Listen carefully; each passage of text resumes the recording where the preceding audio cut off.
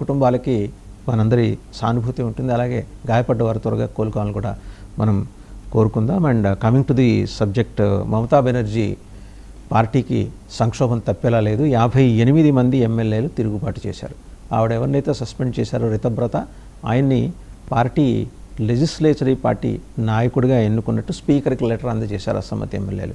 ఈ లెక్కన ఆవిడకి మిగిలేదు 20 మంది. ఆ 20 మందిలో కూడా సభకు ఎంతమంది వస్తారో తెలియదు. భయం పట్టుకుంది. రోడ్డు మీదకి వస్తే జనాలు దాడి చేసి రాళ్లతో కొడతారేమో అని చెప్పేసి వాళ్ళు చేసిన అరాచకాలుకి పరాకాష్ట ఇవాళ నేరుగా అనుభవిస్తున్నారు. ఇన్స్టెంట్ జస్టిస్ని మనం ఆహ్వానించలేం, కానీ వాళ్ళ కడుపులో దాక్కున్న 15 ఏళ్ల నాటి 15 ఏళ్ల పాటు వాళ్ళు ఎదుర్కొన్న ఈ దురదృష్టకర సంఘటనలు, అత్యాచారాలు, వాటన్నిటికీ రివెంజ్ జనం తీర్చుకుంటున్నారు. దాన్ని న్యాచురల్ జస్టిస్ అంటాం. ఇందులో ఎక్కడా పోలీస్ ఇన్వాల్వ్మెంట్ లేదు, లేకపోతే బీజేపీ గవర్నమెంట్ ఇన్వాల్వ్ కూడా లేదు. బయటకు వస్తే మమ్మల్ని కొడతారు. ఇవాళ రితబ్రత ముందు ఒక ఓన్లీ ఆప్షన్, ఆయన సస్పెండ్ చేసిన తర్వాత గట్టిగానే మద్దతు కూడగట్టాడు 58 మంది ఎమ్మెల్యేలు. మమతా బెనర్జీ పార్టీకి రేపు పొద్దున ఆవిడకున్న 20 మంది ఎమ్మెల్యేలకి ప్రతిపక్ష హోదా కూడా లేకుండా అయిపోయిన పరిస్థితి అక్కడ కనిపిస్తుంది. మొత్తం రితబ్రత బెనర్జీ, సందీపన్ సాహా ఇవాళ ఈ మధ్య పార్టీ నుంచి బహిష్కరణకు గురయ్యారు. లోక్సభ, రాజ్యసభలో కలిపి పార్టీకి మొత్తం 41 మంది సభ్యులున్నారు. అయినప్పటికీ మొన్న జరిగిన నిరసన, ఆవిడ పక్కన కేవలం 5 మంది ఎంపీలు, కొద్దిమంది ఎమ్మెల్యేలు మాత్రమే. బహుశా ఇలాంటి దురదృష్టకరమైన పరిస్థితి ఏ పార్టీకి, ఏ నేతకు, నాయకుడు కావచ్చు, నాయకురాలికి కూడా ఇంతకుముందు రాలేదు, ఇక మీద రాకపోవచ్చు కూడా. బట్ స్టిల్ ఆమె యాటిట్యూడ్లో అదే అరోగెన్స్. ఇక్కడేదో వాళ్ళని బలవంతంగా అరెస్ట్ చేసి హింసకి గురి చేస్తున్నారని చెప్పేసి ఆవిడ అభియోగం. మరి 58 మంది ఎమ్మెల్యేలు ఆ స్టెప్ ఎందుకు తీసుకున్నారనే అంశానికి సంబంధించి బిగ్ డిబేట్లో మనతో పార్టిసిపేట్ చేస్తున్నారు షేక్ బాజీ గారు, ఏపీ కాంగ్రెస్ రాష్ట్ర అధికార ప్రతినిధి, professor Murali Manohar garu, geopolitical affairs expert, and Peketi Prasad garu, geopolitical affairs expert and political analyst. To start with professor Murali Manohar garu, so ఢిల్లీలో నిన్న జరిగిన సంఘటన దురదృష్టకరం అండి. అంటే I suspect the terror angle in this. ఎందుకంటే లాస్ట్ ఇయర్ కరెక్ట్గా ఆపరేషన్ సింధూర్ జరిగి ఏడాది అయిన తర్వాత ఈస్ట్ నుంచి మేము ఏదో ప్లాన్ చేస్తామని సయ్యద్ మునీర్ ఆయన నేరుగా ఫీల్డ్ మార్షల్ నేరుగా ప్రకటించాడు. ఆ కోణం ఉందో లేదో మనం ఇప్పుడే ఏది హడావిడిగా దాంట్లోకి కంక్లూజన్లోకి రావాల్సిన అవసరం లేదు. బట్ ఉండే అవకాశాన్ని కూడా మనం తోసిపుచ్చలేం. సరే, కమింగ్ టు వెస్ట్ బెంగాల్, ఏ రోజుకి ఆ రోజు తెలుగు రాష్ట్రాల కన్నా నాటకీయ పరిణామాలు వెస్ట్ బెంగాల్లో చోటు చేసుకుంటున్నాయి. రితబ్రత బెనర్జీ, సందీపన్ సాహా, ఇంకొక బెనర్జీ, 2 బెనర్జీలని పిచ్చి కొట్టుడు కొట్టారు అక్కడ. 3వ బెనర్జీ జాగ్రత్త పడి సందీపన్ సాహాతో కలిసి ఒక 58 మందితో కలిసి స్పీకర్కి లెటర్ ఇచ్చాడండి. ఇచ్చి, అయా సభకు నమస్కారం, మేము ప్రజల చేతిలో దాడులు ఎదుర్కోలేము, మమ్మల్ని మమతా ఇది తృణమూల్ కాంగ్రెస్గా గుర్తించండి, ఆవిడ మానని ఆవిడ పోద్ది అని చెప్పే పద్ధతిలో ఇచ్చాడు.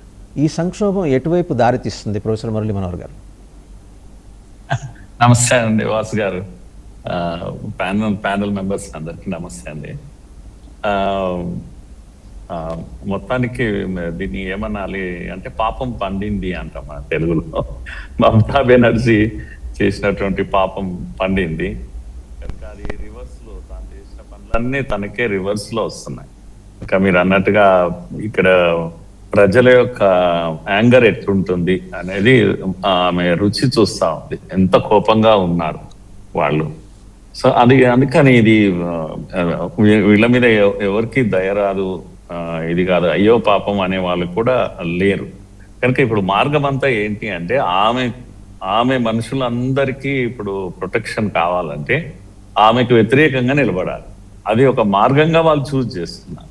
No we are no more with Banerjee, Mamata Banerjee, మేము అపోజ్ చేస్తున్నాము, అసలైన తృణమూల్ కాంగ్రెస్ మాదే, మేము ఆమెనే వెలువేస్తున్నాం. అది దానివల్ల ఏంటంటే వీళ్ళందరికీ ప్రొటెక్షన్ ఉంటుంది ఇప్పుడు.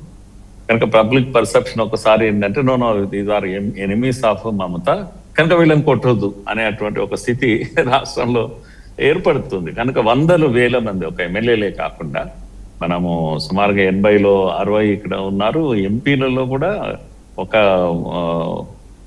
డెరిక్ ఓబెరాయ్ తర్వాత వాళ్ళు పాత వాళ్ళు ఒక 5-4 కనిపిస్తున్నారు.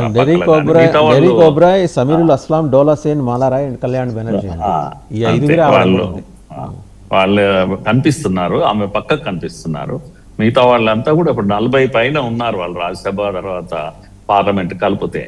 కనుక అందరూ ఏమవుతారు, వాళ్ళు కూడా ఇక్కడ అసెంబ్లీలో ఏం జరుగుతుందో పార్లమెంట్ లో కూడా అదే జరుగుతుంది అని అందరు చెప్తున్నటువంటి విషయం. వాళ్ళు కూడా కనబడకుండా పోయారు. ఇప్పుడు ఏం జరుగుతున్నాయి ఇన్సైడ్ చర్చలు, హోటల్స్లలో, వాటిలో మీటింగ్స్ అవన్నీ జరుగుతున్నా ఉన్నాయి. కనుక మమతా బెనర్జీ ఒకతే ఒంటరి అయిపోయి నిలబడుతుందేమో, అభిషేక్ బెనర్జీ తర్వాత వాళ్ళతో కలిసి ఉంటుందేమో అనేటువంటి ఒక వాతావరణం అయితే ఏర్పడ్డది. అసెంబ్లీలో క్లియర్ అయిపోయింది, ప్రతిపక్ష హోదా రాలేదు. ఎల్ఓపిని ఆల్రెడీ రితివ్రతను డిక్లేర్ చేశారు స్పీకర్ గారు.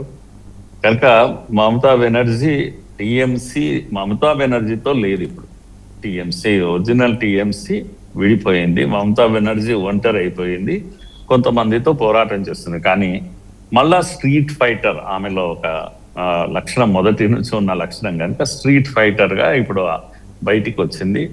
తన యొక్క ఫైటింగ్ స్పిరిట్ ఉంది కనుక అక్కడక్కడ చేస్తుంది. పైనుంచి ఒక ధమ్కి కూడా ఇచ్చింది, వెళ్తున్నాను, నేను ఢిల్లీకి వెళ్తున్నాను, బీజేపీ ఎనిమీస్ అందరినీ ఒక్కటి చేస్తాను, ఇండియా కూటమిని. ఇప్పుడు ఆమెకు ఇండియా కూటమి గుర్తొచ్చింది.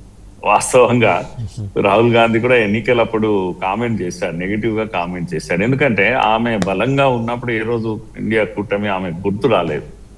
కనుక మీరేంది నాకు చెప్పేది అని, అరే మీరు లీడర్షిప్ ఇస్తే నాకు ఇవ్వండి, లేకపోతే ఊరుకుండండి అనేటువంటి ఒక డామినెన్స్ ఆమెది ఉండేది. ఇప్పుడు పాపం అంటే నీళ్ళ కొట్టుకుపోయేవాడికి గడ్డి పరక ఎట్లనో ఇప్పుడు ఇండియా కూటమి కూడా ఆమెకు అలాంటి ఆధారం. ఇప్పుడు ఢిల్లీ వెళ్తాను, అందరినీ ఒక్కటి చేస్తాను, నేను మళ్ళా వస్తాను, ఇలాంటి డైలాగ్స్ అన్ని కూడా ఆమె చెప్తుంది. సో 150-170 అసెంబ్లీలో రిగ్గింగ్ జరిగింది, అక్రమాలు జరిగాయి. సరే, ఈ ఆరోపణ శరమామూల మొదటి నుంచి చేస్తున్నటువంటి ఆరోపణ. సో ఓవరాల్ గా ఏంటంటే ప్రజల తిరుగుబాటులో నేను చూస్తున్నది వాసు గారు, ఇది అసాధారణమైనటువంటి తిరుగుబాటు.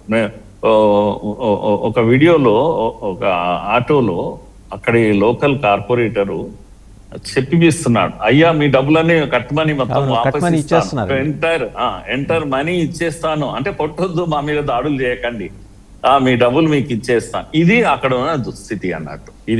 ఇది వాస్తవం. అంటే అక్కడి నాయకత్వము, నాయకులు ఎలాంటి దోపిడీ చేశారనడానికి మచ్చుకు ఒక ఉదాహరణ మాత్రమే ఇలాంటిది. ఇంకా సరే, రేపులు తర్వాత అవైతే వాపస్ ఇచ్చేటివి కాదు కనుక డబ్బుల వరకు, వీటి వరకు, కట్మని వరకు అయితే వాపస్ ఇచ్చి ఏమంటాము, దేవుడా బ్రతుకుంటే చాలు అనేటువంటి ఒక పరిస్థితి రాష్ట్రంలో కనపడుతుంది. ఇంత దీనమైన స్థితి బహుశా ఎక్కడా రాలేదు. మనం 70 ఏళ్ల తర్వాత లేకపోతే 80 ఏళ్ల తర్వాత యుఎస్ఎస్ఆర్ లో తిరుగుబాటు, లేకపోతే లెనిన్ విగ్రహాలు పడగొట్టుడు, ఇలాంటివి ప్రపంచంలో చాలా దేశాల్లో జరిగాయి, తిరుగుబాట్లు అనేవి జరిగాయి. పాత రూలర్స్ యొక్క విగ్రహాలను ఇప్పుడేమో చాలా తక్కువ పీరియడ్ ఇది, 15 years లోనే ప్రజల్లో ఎంత వ్యతిరేకత వచ్చింది, ఎంత యాంగ్విష్ అంటే భయం గుప్పిట్లో బంధించబడి ఉన్నారు వాళ్ళు. అందుకే నేను ఎప్పుడు అంటుంటాను, స్వాతంత్రం తర్వాత వచ్చిన డెమోక్రసీ యొక్క ఈ ఫ్రీడమ్ అనేటువంటి అనుభవము బెంగాల్కు లేదు. బెంగాల్ అనుభవించలేదు. ఇంత ఫ్రీగా కూడా ఉండొచ్చు, ఇంత స్వేచ్ఛగా ఉండొచ్చు మనుషులు అని దేశవ్యాప్తంగా అన్ని రాష్ట్రాల్లో ఎలా ఉంటుందో అలాంటి స్వేచ్ఛను వాళ్ళు అనుభవించలేదు. ఇప్పుడు మొదటిసారి వాళ్ళకు అనుభవంలోకి వస్తుంది. ఇంత మనుషులందరూ ఇంత ఫ్రీగా ఉండొచ్చు, తమకు ఏదైనా ఆపద వస్తే అక్కడ కన్సల్ట్ చేయొచ్చు, పోలీస్ కూడా హెల్ప్ చేస్తుంది. ఇలాంటివన్నీ కూడా ఇప్పుడు వాళ్ళకి అనుభవంలోకి వస్తుంది.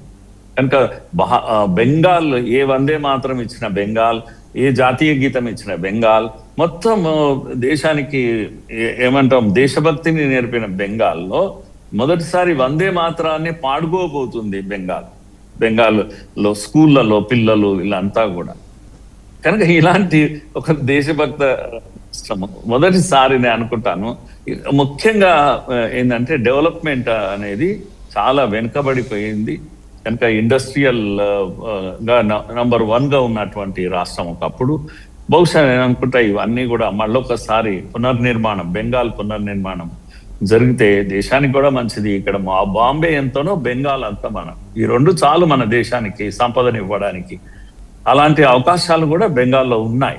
కనుక నేను ఇప్పుడు ఒక ఫ్యూచర్ భవిష్యత్తును చూస్తున్నాను, దేశం యొక్క భవిష్యత్తు. నేను బెంగాల్ విజయం కాదు ఇది మొత్తం దేశ ప్రజల, బీజేపీ విజయం కూడా కాదని నేను చెప్తుంటా చాలా సార్లు. ఎందుకంటే ఇది దేశం యొక్క విజయం. బెంగాల్, అస్సాం, బీహార్ ఈ 3 రాష్ట్రాల్లో ప్రమాదం పొంచి ఉంది. విపరీతమైన ఏమంటాం అక్కడ జనాభా మార్పిడి ఎంతో జరిగిపోయింది, చాలా సెన్సిటివ్ గా ఉంది అక్కడ. అలా గాలికి వదిలేశారు ఇన్ని రోజులు. కనుక ఈ మార్పులు జరగాలి, కట్టడి జరగాలి, ఇన్ఫ్లక్స్ ఆగాలి, అక్రమ చొరబాట్లు ఆగాలి.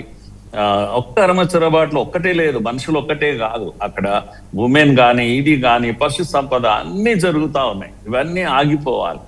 కనుక ఓ రకంగా ఏమంటాము, ఒక భాగం అంతా కూడా ఓపెన్ అయిపోయింది, ఫ్రీ ఫర్ ఆల్ అన్నట్టు అయిపోయింది అది. కనుక ప్రమాదము ఇప్పుడు కనుక బెంగాల్ రాకుంటే ఎంత ప్రమాదం ఉండేదో తెలియదు. గ్రేటర్ బెంగాల్ అనే ఒక నినాదం వస్తుంది కదా, ఆ దిశగా ప్రయాణం మొదలైంది. కనుక ఇది రైట్ టైం అని అనుకుంటున్నాను. ఒక అద్భుతమైన విజయాన్ని ప్రజలు సాధించారు, దేశాన్ని కాపాడుకున్నారు. ఒక ప్రశ్న ప్రొఫెసర్ మురళీ మనోహర్ గారు, గ్రేటర్ బెంగాల్ అంటే బంగ్లాదేశ్ని కలుపుకొని బంగ్లాదేశ్ ప్రధానమంత్రిగానో అధ్యక్షురాలుగానో ఆవిడ ఉండేట్టు, తారిక్ రహమాన్ కూడా నువ్వు ఎందుకు ఖాళీ కూర్చుంటా ప్రధానమంత్రి ఉద్యోగం చేయని అతనికి ఏమన్నా ఆఫర్ ఇవ్వటం అలాంటివి ఏమైనా ఉన్నాయా? జమాతే ఇస్లామీ తోటి తారిక్ రహమాన్ బంగ్లా నేషనలిస్ట్ పార్టీ తోటి చర్చలు ఏమైనా ఉంటాయా? ముందర ఢిల్లీ వెళ్తుంది, ఆల్రెడీ వాళ్ళ మనుషులు ఏమన్నా ఢిల్లీ వచ్చి